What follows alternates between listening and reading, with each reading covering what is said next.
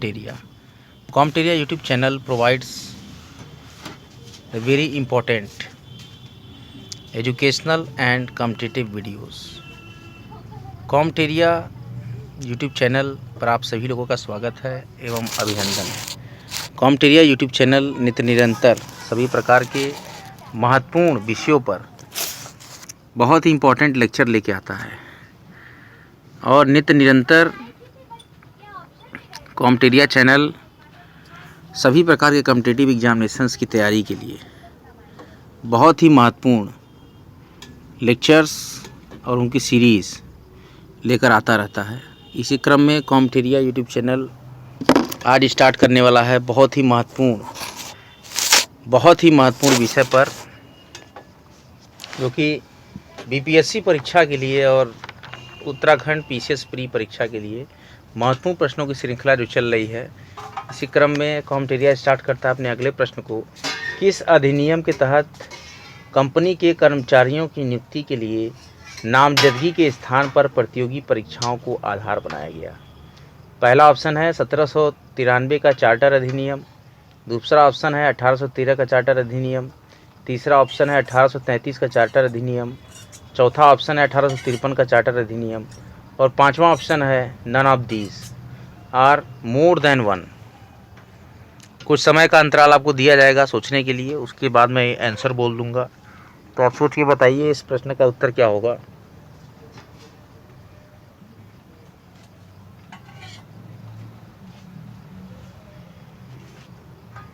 किस अधिनियम के तहत कंपनी के कर्मचारियों की नियुक्ति के लिए नामजदगी के स्थान पर प्रतियोगी परीक्षाओं का आधार बनाया गया? तो इसका सही आंसर होगा ऑप्शन डी, 1853 का चार्टर अधिनियम।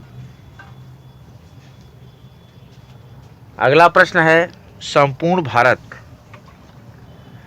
में जनगणना का कार्य कब से शुरू किया गया? बहुत ही सरल प्रश्न है, इसके ऑप्शंस देने की ज़रूरत नहीं है। सिविल सेवा प्रतियोगियों के लिए बहुत ही आवश्यक और बहुत ही छोटा प्रश्न, जो कि बहुत ही महत्वपूर्ण होता है, जो प्रायः हर सिविल सेवा प्रतियोगी को याद होना चाहिए। तो संपूर्ण भारत में जनगणना का कार्य सन 1881 में शुरू किया गया। अगला प्रश्न है जो कि बहुत ही महत्वपूर्ण, इल्बर्ट बिल कब पारित किया गया? ऑप्शन है 1861, 1875, 1883 और 1891। पांचवा ऑप्शन है E, none of these more than one. कॉमटेरिया यूट्यूब चैनल महत्वपूर्ण प्रश्नों की सीरीज लेकर आपके समक्ष आया है। प्रश्नों की श्रृंखलाओं को ध्यान दें और चिंतन मनन करके क्वेश्चंस का आंसर दें। ये प्रारंभिक परीक्षा के लिए बहुत ही अच्छी टेस्ट सीरीज चलाई जा रही है कॉमटेरिया चैनल के द्वारा। कॉमटेरिया निःशुल्क शिक्षा उपलब्ध कराता है। क्वेश्चन था, इल्बर्ट बिल कब पारित किया गया? तो इल्बर्ट बिल 1883 में पारित किया गया। अगला प्रश्न है, शिमला का संत के नाम से किसे जाना जाता है?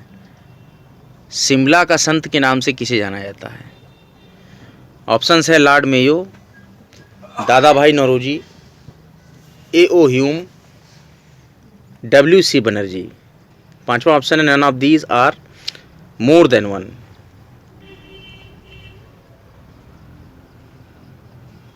कमेंट बॉक्स में आप आंसर दे सकते हैं।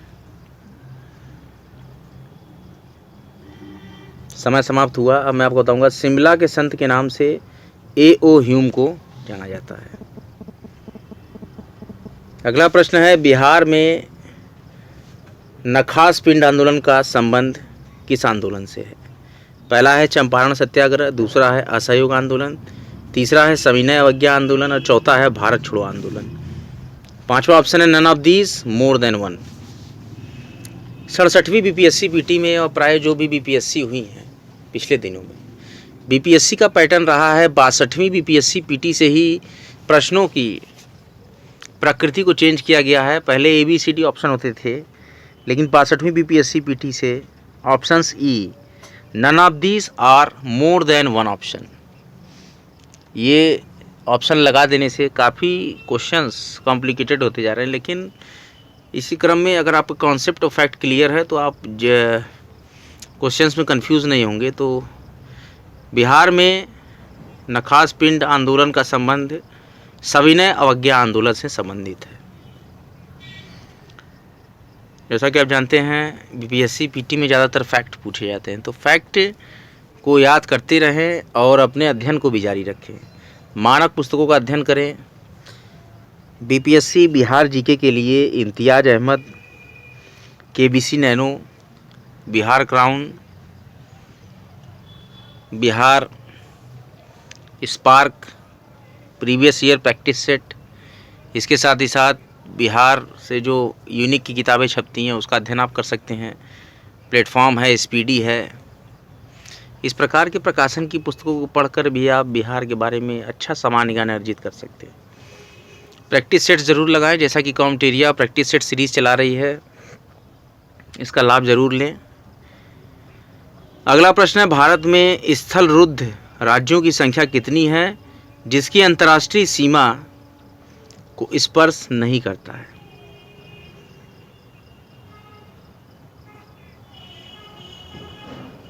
ऐसे कितने राज्य हैं जिनकी सीमाएं अंतर्राष्ट्रीय सीमा को स्पर्श नहीं करती? Land lock states. भारत की बात करें, बहुत ही महत्वपूर्ण स्थान रखता है भारत विश्व में, अपनी विशेषताओं से चर्चित भारत। तो भारत में कुल ऐसे 5 राज्य हैं जो स्थल रुद्ध हैं, उनकी सीमा अंतर्राष्ट्रीय सीमा को स्पर्श नहीं करते हैं।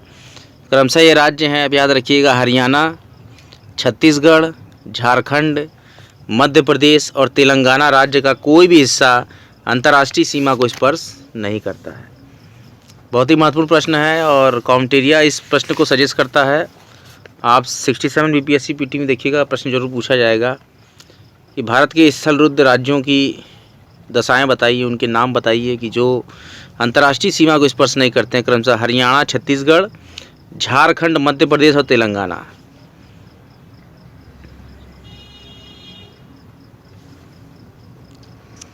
इसका आप शॉर्ट ट्रिक भी बना सकते हैं। स्थल रुद्ध राज्य के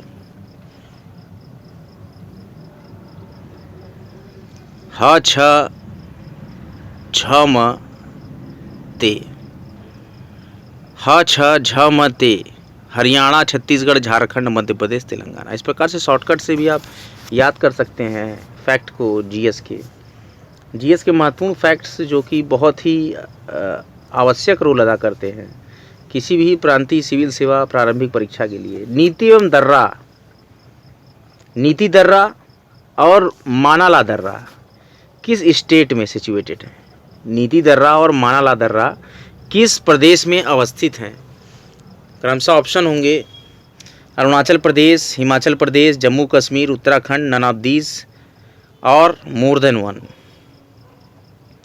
कमेंट बॉक्स में आप इस क्वेश्चन का आंसर दे सकते हैं। नीति दर्रा और मानाला दर्रा किस प्रदेश में अवस्थित हैं?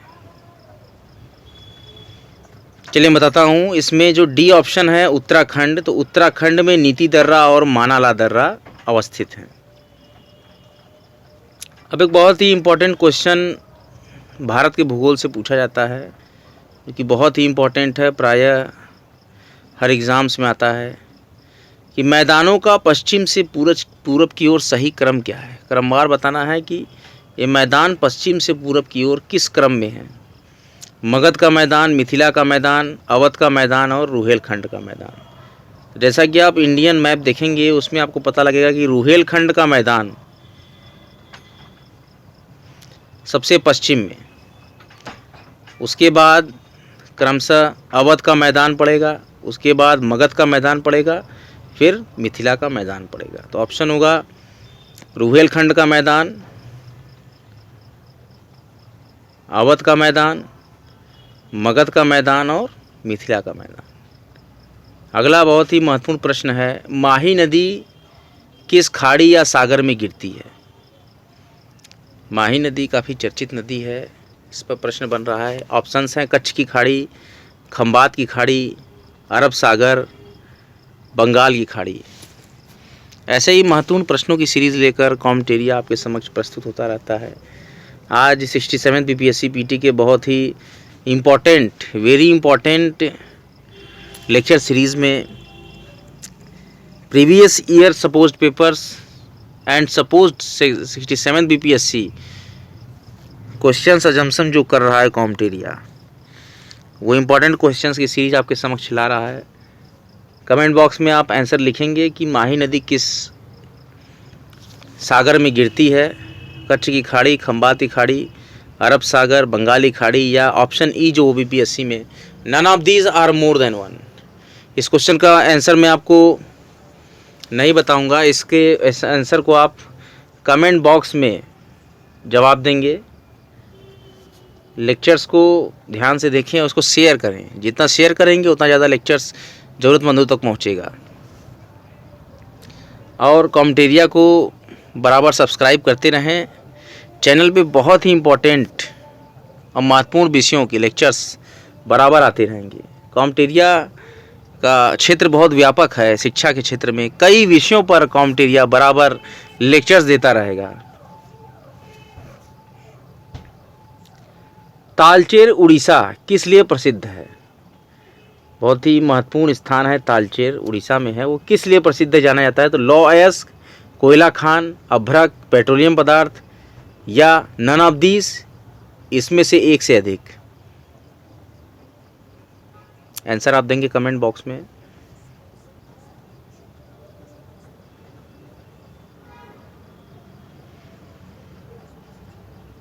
तालचेर जो उड़ीसा में है वो कोयला खान के लिए प्रसिद्ध है। बहुत ही महत्वपूर्ण और चुने हुए प्रश्न कॉम्टेरिया आपके समक्ष रख रहा है। कॉम्टेरिया की जब ये लेक्चर सीरीज समाप्त हो जाएगी बीपीएससी पीटी की, आप देखिएगा जब आप एग्जामिनेशन में बैठेंगे 30 अप्रैल को, काफ़ी प्रश्न कॉम्टेरिया लेक्चर से आपको मिलेंगे। कॉम्टेरिया हर विषय पर लेक्चर बनाने का प्रयास करता रहता है। कॉम्टेरिया पिछले दिनों में भारतीय विधि के भी लेक्चर्स लेकर आया था। लॉ के स्टूडेंट्स ने काफ़ी लाभ लिया भारतीय विधि के लेक्चर्स का। उसके पहले हमने कॉम्टेरिया ने सोशियोलॉजी पीजीटी के भी 93 नियर अबाउट लेक्चर्स और कम से कम 30 से 35 क्विज सीरीज़ चलाई थी, जो कि काफ़ी प्रभावी रही। यूपी एससी एसएसबी पीजीटी में काफ़ी छात्रों को लाभ मिला उस लेक्चर्स से। नियमित लेक्चर्स की सीरीज़ लाने की जो कॉम्टेरिया की प्रवृत्ति है, ये नियमित छात्र जो श्रोता हैं कॉम्टेरिया के, उनके लिए बहुत ही लाभकारी सिद्ध हो रही है। पूर्णतः निःशुल्क प्लेटफॉर्म, किताबों की कमी हो, नोट्स की कमी हो, अनुभव की कमी हो, साधन की कमी हो, कभी पूरी नहीं हो सकती। लेकिन कॉम्टेरिया एक ऐसा चैनल है, सिर्फ आपके पास डेटा होने की ज़रूरत है। मोबाइल में आपके डेटा है, आप कॉम्टेरिया को ट्यून कीजिए। कॉम्टेरिया पर कई विषयों के लेक्चर्स बहुत ही सटीक तरीके से, बहुत ही बृहद विस्तृत रूप में एक्सप्लेन किए जाते हैं। थ्योरिकल लेक्चर्स हैं, child development pedagogy, educational psychology, Indian education, सामाजिक आर्थिक विकास, ancient Indian history and culture, Indian geography, world geography, current affairs, काफ़ी लेक्चर्स कॉम्टेरिया के आए हुए हैं। 300 से ज़्यादा लेक्चर्स कॉम्टेरिया, 330 से ज़्यादा लेक्चर्स दे चुका है। कॉम्टेरिया पे बराबर इंपॉर्टेंट क्वेश्चंस की सीरीज़, झारखंड जीके के क्वेश्चन जो कि 7 जेपीएससी पीटी में छात्रों को लाभकारी हुए, काफ़ी लेक्चर्स आए हुए हैं। हर एग्ज़ाम में कुछ न कुछ कॉम्टेरिया चैनल से मिलेगा आपको पढ़ने के लिए। हिंदी व्याकरण की सीरीज़ चल रही है जो कि राजस्व लेखपाल, यूपी ट्रिपल एससी वीडियो पुनर्परीक्षा सबके लिए लाभकारी होगी। 6 चैप्टर्स कंप्लीट करा दिए गए हैं हिंदी व्याकरण के कॉम्टेरिया पर। आइए अगले प्रश्न की तरफ चलते हैं। 2011 की जनगणना के अनुसार सबसे अधिक हिंदू जनसंख्या किस राज्य में है? पहला ऑप्शन है छत्तीसगढ़, दूसरा है उड़ीसा, तीसरा ऑप्शन है हिमाचल प्रदेश और चौथा ऑप्शन है उत्तर प्रदेश। पांचवा ऑप्शन है नन ऑफ दीज और मोर देन वन। 2011 की जनगणना के अनुसार सबसे अधिक हिंदू जनसंख्या, जैसा कि आप जानते हैं बहुत ही महत्वपूर्ण राज्य मैं आपको हिंट देता हूँ, सबसे कम शहरीकरण उस राज्य में है। भारत का सबसे कम शहरीकरण वाला राज्य। आंसर का क्लू मैंने दे दिया है, आप समझ सकते हैं। सबसे पहले न्यू एजुकेशन पॉलिसी 2020 को लॉन्च करने वाला राज्य वही है इसका आंसर। चलिए मैं बताता हूँ, हिमाचल प्रदेश। हिमाचल प्रदेश ऐसा राज्य है जो कि पूर्णतः सबसे ज़्यादा हिंदू जनसंख्या 2011 जनगणना के अनुसार। अगला बहुत ही महत्वपूर्ण प्रश्न जो कि प्रायः आपके एग्जामिनेशंस में आता है, वनडे एग्जामिनेशंस और पब्लिक सर्विस कमीशन प्रीटी और मेंस एग्जामिनेशन में, थारू जनजाति किस प्रदेश में नहीं मिलती है? पहला ऑप्शन बिहार, दूसरा उत्तर प्रदेश, तीसरा उत्तराखंड, चौथा जम्मू कश्मीर, पांचवा है E option none of these are more than one. इसका क्वेश्चन को सुनिए, थारू जनजाति किस प्रदेश में नहीं मिलती है? तो थारू जनजाति बिहार में पाई जाती है, उत्तर प्रदेश में पाई जाती है, उत्तराखंड में पाई जाती है, लेकिन थारू जनजाति जम्मू कश्मीर में नहीं पाई जाती है। बहुत ही महत्वपूर्ण प्रश्न है जो कि संभावना है आपके बीपीएससी में आने की।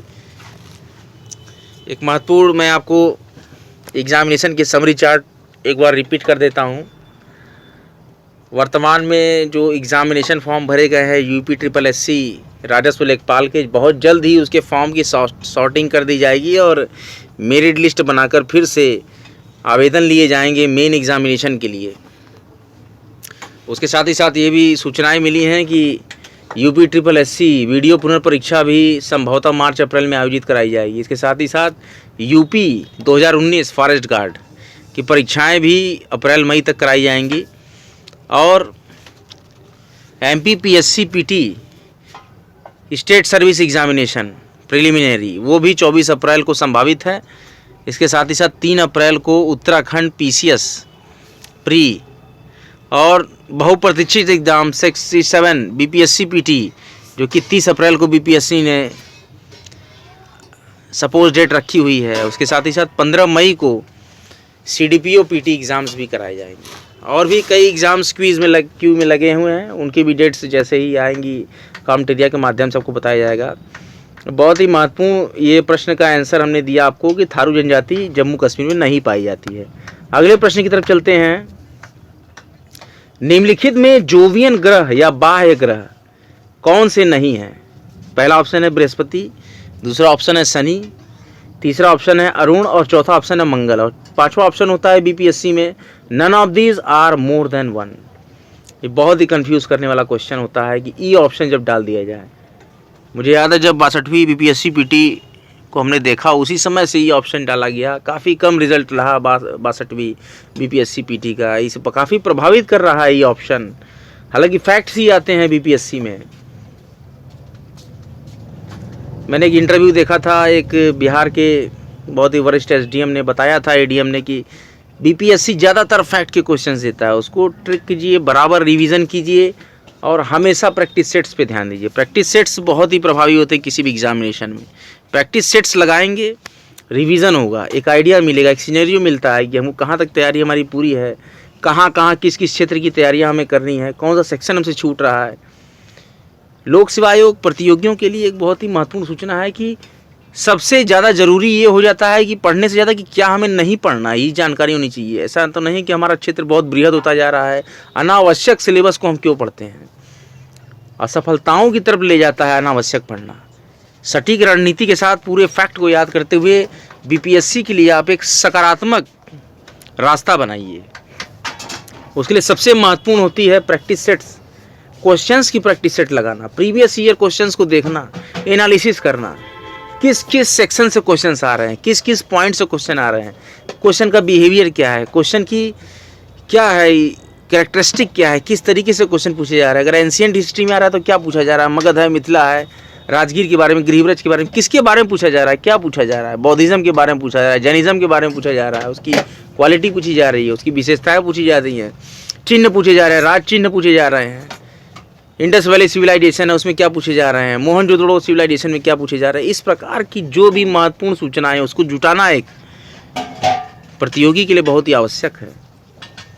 सी सेट में कौन से क्वेश्चंस हैं, इंटरपर्सनल स्किल के लिए कहाँ से तैयारी करें, ये सारी सटीक रणनीतियों के साथ आप public service commission PT exam के लिए तैयार होंगे। अगले प्रश्न की तरफ चलते हैं। ये आंसर होगा कि जोवियन ग्रह वाय ग्रह जो है मंगल नहीं है। बृहस्पति, शनि, अरुण और मंगल में से मंगल ग्रह वाय ग्रह नहीं है। अगला बहुत ही महत्वपूर्ण प्रश्न होगा, विश्व की सबसे बड़ी प्लेट कौन सी है? पहली है प्रशांत प्लेट, दूसरी है अफ्रीकन प्लेट, तीसरा ऑप्शन है अमेरिकन प्लेट और चौथा ऑप्शन है इंडो ऑस्ट्रेलियन प्लेट। पांचवा ऑप्शन जो बराबर चकित करता है बीपीएससी में, उपयुक्त में से कोई नहीं या उपयुक्त में से एक से अधिक। None of these are more than one. आप कमेंट बॉक्स में आंसर दे सकते हैं। विश्व की सबसे बड़ी प्लेट कौन सी है? आपका समय समाप्त हुआ। अब मैं बताता हूं, विश्व की सबसे बड़ी प्लेट प्रशांत प्लेट है। ये बहुत ही इंपॉर्टेंट क्वेश्चंस की सीरीज आपको कराई जा रही है। कॉम्टेरिया एक प्लेटफॉर्म देता है आपको इंप्रूव करने का। क्वेश्चंस के नेचर्स को डिस्क्राइब करता है कॉम्टेरिया। भूमिगत जल समस्त जलराशि का कितना प्रतिशत जल संचय करती है? 2.05%, 0.68%, 0.01%, 0.005%, none of these are more than one। भूमिगत जल समस्त जलराशि का कितना प्रतिशत जल संचय करती है? आंसर होगा 0.68%। अगले प्रश्न की तरफ बढ़ते हैं। नामीब मरुस्थल का विस्तार क्षेत्र निम्नलिखित में से किस देशों में है? पहला ऑप्शन है अंगोला, दूसरा ऑप्शन है नामीबिया, तीसरा ऑप्शन है दक्षिण अफ्रीका।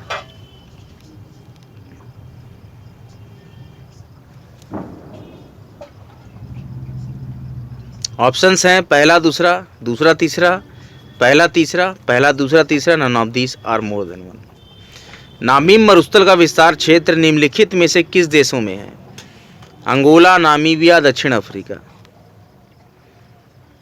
कमेंट बॉक्स में आप जवाब दे सकते हैं। इसका सही आंसर है नामीब मरुस्थल का विस्तार क्षेत्र अंगोला, नामीबिया और दक्षिण अफ्रीका तीनों में है। अगला प्रश्न है, बिहार की सोमेश्वर श्रेणी है। बिहार की सोमेश्वर श्रेणी है। फर्स्ट ऑप्शन पारसनाथ पहाड़ी से पुरानी, सेकंड ऑप्शन राजमहल की पहाड़ी से पुरानी, थर्ड ऑप्शन खड़गपुर पहाड़ी से पुरानी, फोर्थ ऑप्शन छोटा नागपुर पहाड़ी से पुरानी, fifth option none of these are more than one.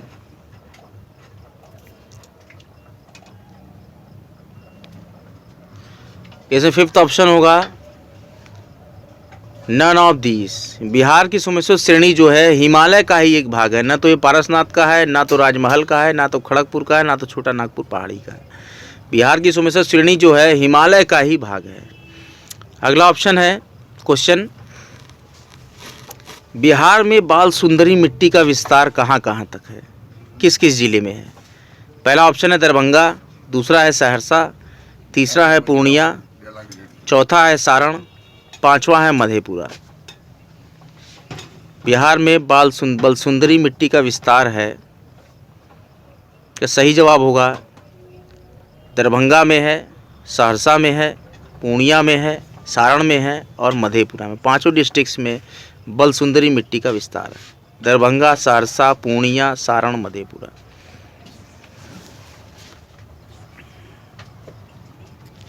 शहर और उनके नदी, किस नदी के किनारे उनकी अवस्थिति है?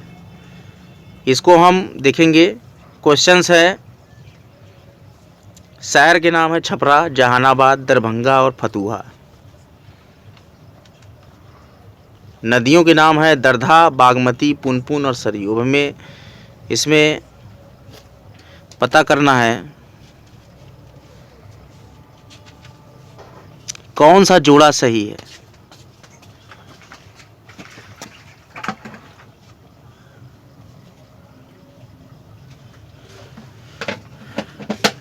तो छपरा शहर जो है सरयू नदी के किनारे है। जहानाबाद जो है बागमती नदी के किनारे। जहानाबाद जो है दरधा नदी के किनारे।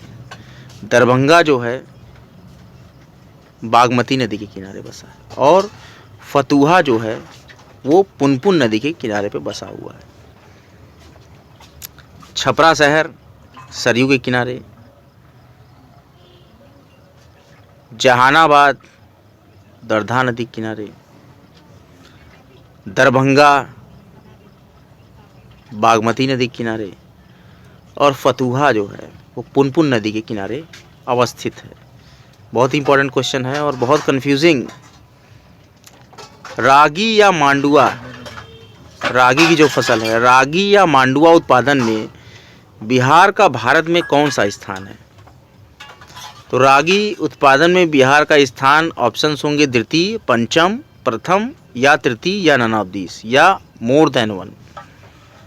रागी उत्पादन में बिहार का भारत में प्रथम स्थान है। सबसे ज़्यादा रागी जो है या मंडुआ फसल है वो बिहार में उत्पादित की जाती है। बिहार कितने जिलों की सीमा उत्तर प्रदेश राज्य की सीमा से स्पर्श करती है? बहुत इंपॉर्टेंट क्वेश्चन है। ऑप्शंस है 7 जिले, 8 जिले, 9 जिले, 10 जिले, none of this are more. बहुत इंपॉर्टेंट क्वेश्चन जो बराबर पूछे जाते हैं एग्जाम्स में। तो बिहार के कितने जिलों की सीमा उत्तर प्रदेश से जुड़ती है? तो मैं आपको बताऊंगा क्रमशः। बिहार के कमेंट बॉक्स में आप कमेंट में आंसर लिख सकते हैं, मैं थोड़ा समय आपको देता हूं। बिहार के कितने जिलों की सीमा उत्तर प्रदेश राज्य की सीमा से स्पर्श करती है? तो इसका सही जवाब मैं आपको देने जा रहा हूं। बिहार के क्रमशः जिले जो हैं नामतः पश्चिम चंपारण, गोपालगंज, सिवान, सारण, भोजपुर, बक्सर, कैमूर और रोहतास, ये कुल मिलाकर 8 जिले हैं जो कि इनकी सीमा उत्तर प्रदेश से मिलती है। और जो उत्तर प्रदेश अवस्थित है वो बिहार के पश्चिम हिस्से में अवस्थित है। उत्तर प्रदेश जो है बिहार के पश्चिम में स्थित है।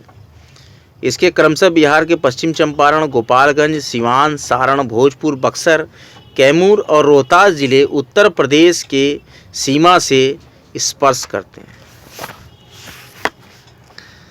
बिहार का कौन सा जिला मगध प्रमंडल में नहीं आता है? जिलों के नाम मैं ले रहा हूँ क्रमशः शेखपुरा है, जमुई है, अरवल है, नवादा है, नन ऑफ दिस। बिहार का वो कौन सा जिला है जो मगध प्रमंडल में नहीं आता है?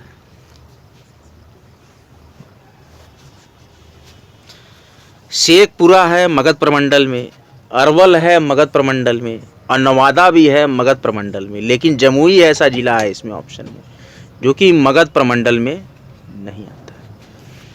अगले प्रश्न की तरफ चलते हैं।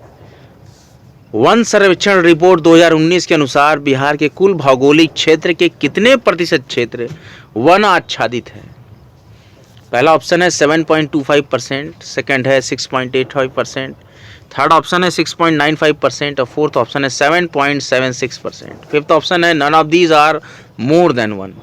वन सर्वेक्षण रिपोर्ट 2019 के अनुसार बिहार के कुल भौगोलिक क्षेत्र के कितने प्रतिशत क्षेत्र वनाच्छादित हैं? तो इसका सही जवाब होगा 7.76%।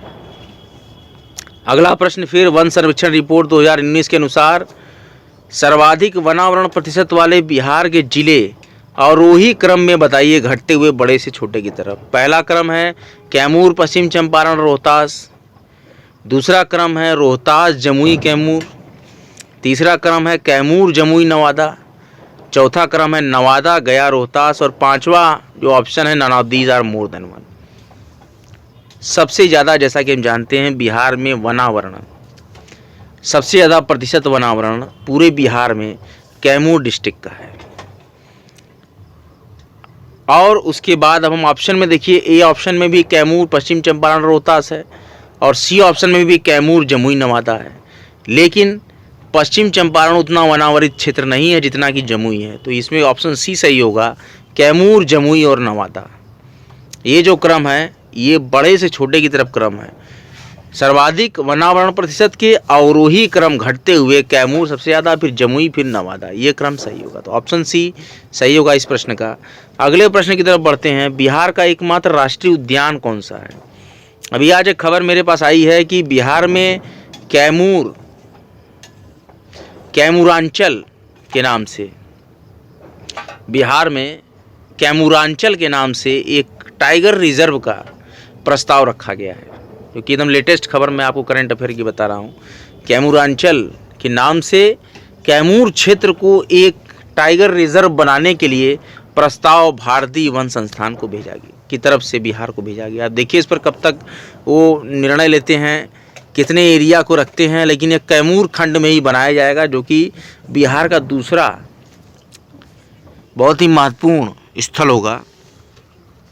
ये एक लेटेस्ट है। अब हम ये प्रश्न है कि बिहार का एकमात्र राष्ट्रीय उद्यान कौन सा है, तो बिहार का एकमात्र राष्ट्रीय उद्यान है वाल्मीकि राष्ट्रीय उद्यान। एक ही राष्ट्रीय उद्यान है वाल्मीकि राष्ट्रीय उद्यान, जो कि पश्चिमी चंपारण डिस्ट्रिक्ट में है। ऑप्शंस में रहता है जैसे गौतम बुद्ध वन्यजीव अभयारण्य, भीम बांध वन्यजीव अभयारण्य, कैमूर अभयारण्य और वाल्मीकि राष्ट्रीय उद्यान। तो आंसर होगा आपका वाल्मीकि राष्ट्रीय उद्यान, जो कि पश्चिम चंपारण में अवस्थित है। और कैमूरांचल जो टाइगर रिजर्व बनने वाला है उस पर बातें चल रही हैं, बहुत ही जल्द उसका निर्माण कर दिया जाएगा। तो उस समय जीके की स्थिति और बदलेगी, जो करंट अफेयर होगा उसमें और भी करंट्स बिहार की अवस्थिति में लगेगा। दूसरा राष्ट्रीय उद्यान जैव आरक्षित क्षेत्र हो जाएगा आपका टाइगर रिजर्व, वो कैमूरांचल हो जाएगा। लेकिन अब इसमें समय है। अगले प्रश्न की तरफ चलते हैं। राज्यसभा धन विधेयक पर अपनी सहमति अधिकतम अधिक से अधिक कितने दिनों तक रोक सकती है? राज्यसभा किसी भी धन विधेयक को अपनी पावर से कितने दिनों तक रोक सकती है? तो बहुत ही ईजी प्रश्न है, सिंपल प्रश्न है, मोर रिपीटेड प्रश्न है, जिसका कि ऑप्शन देने की जरूरत नहीं है। कमेंट बॉक्स में आप कमेंट जरूर कीजिएगा कि इस प्रश्न का आंसर क्या होगा। राज्यसभा धन विधेयक पर अपनी सहमति अधिकतम कितने दिनों तक रोक सकती है, इसका जवाब आप देंगे कमेंट बॉक्स में। अगला प्रश्न बहुत ही महत्वपूर्ण है। संसदीय शासन प्रणाली सर्वप्रथम किस देश में विकसित हुई? पहला ऑप्शन है अमेरिका, दूसरा ऑप्शन है फ्रांस, तीसरा ऑप्शन है स्विट्जरलैंड, चौथा ऑप्शन है ब्रिटेन और पांचवा ऑप्शन है none of these are more than one.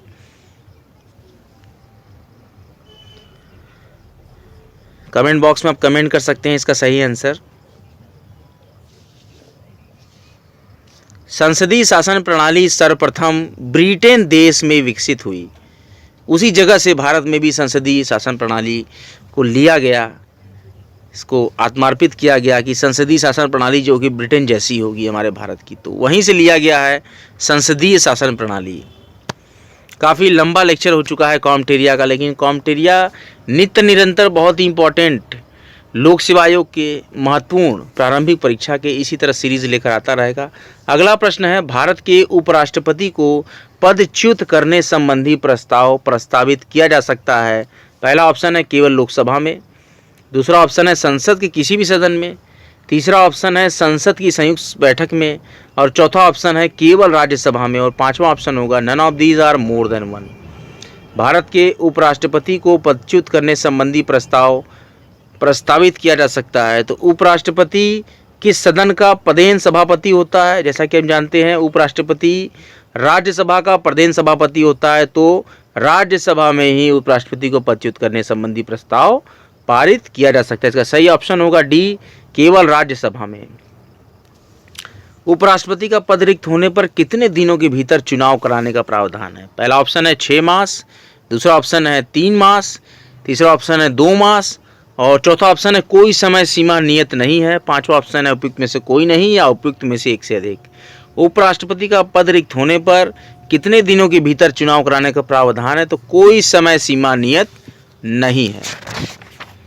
अब आज के लेक्चर का सबसे महत्वपूर्ण और सबसे आखिरी प्रश्न कॉम्टेरिया बताने वाला है कि छठी अनुसूची में निम्न में से किन राज्यों के जनजातीय क्षेत्रों के प्रशासन एवं नियंत्रण से संबंधित प्रावधान किए गए हैं? पहला है, अब छठी अनुसूची में किस राज्य के प्रावधान किए गए हैं? पहला ऑप्शन है मेघालय, असम, त्रिपुरा, मणिपुर, दूसरा ऑप्शन है मिजोरम, असम, मणिपुर और अरुणाचल प्रदेश, तीसरा ऑप्शन है मेघालय, असम, त्रिपुरा, मिजोरम और चौथा ऑप्शन है मेघालय, नागालैंड, त्रिपुरा, मिजोरम, पांचवा ऑप्शन है none of these are more than one. तो छठी अनुसूची में किन राज्यों के जनजातीय क्षेत्रों के प्रशासन और नियंत्रण से संबंधित प्रावधान किए गए हैं? पहला ऑप्शन है मेघालय, असम, त्रिपुरा, मणिपुर से, मिजोरम, असम, मणिपुर, अरुणाचल प्रदेश के, तीसरा ऑप्शन है मेघालय, असम, त्रिपुरा, मिजोरम के और चौथा ऑप्शन है मेघालय, नागालैंड, त्रिपुरा, मिजोरम के, पांचवा ऑप्शन है नन ऑफ दिस ई। प्रश्न का सही जवाब होगा मेघालय, असम, त्रिपुरा और मिजोरम क्षेत्रों के प्रशासन एवं नियंत्रण से संबंधित प्रावधान किए गए हैं छठी अनुसूची में। मेघालय, असम, त्रिपुरा, मिजोरम। कॉम्प्ट एरिया नित्य निरंतर इसी प्रकार की महत्वपूर्ण सीरीज लेकर आता रहेगा। 67 बीपीएससी पीटी के बहुत इंपॉर्टेंट क्वेश्चंस और इम्पॉर्टेंट करिकुलम सिलेबस और बहुत ही इंपॉर्टेंट क्वेश्चंस की सीरीज जो कि प्रीवियस ईयर पेपर्स और एज्यूम्स क्वेश्चन जो होंगे, जो एज्यूम करता है कॉम्प्ट एरिया की क्वेश्चंस आने चाहिए। इसकी सीरीज़ देखने के लिए आप ट्यून करें हमारे चैनल कॉम्प्ट एरिया को। कॉम्प्ट एरिया चैनल अगर पसंद आए वीडियो को शेयर जरूर करें, चैनल को लाइक करें, सब्सक्राइब करें और बेल आइकन जो प्रेस कर दें। अगले महत्वपूर्ण वीडियो के साथ कॉम्प्ट एरिया आपके समझ प्रस्तुत होगा। जय मां गंगा, हर हर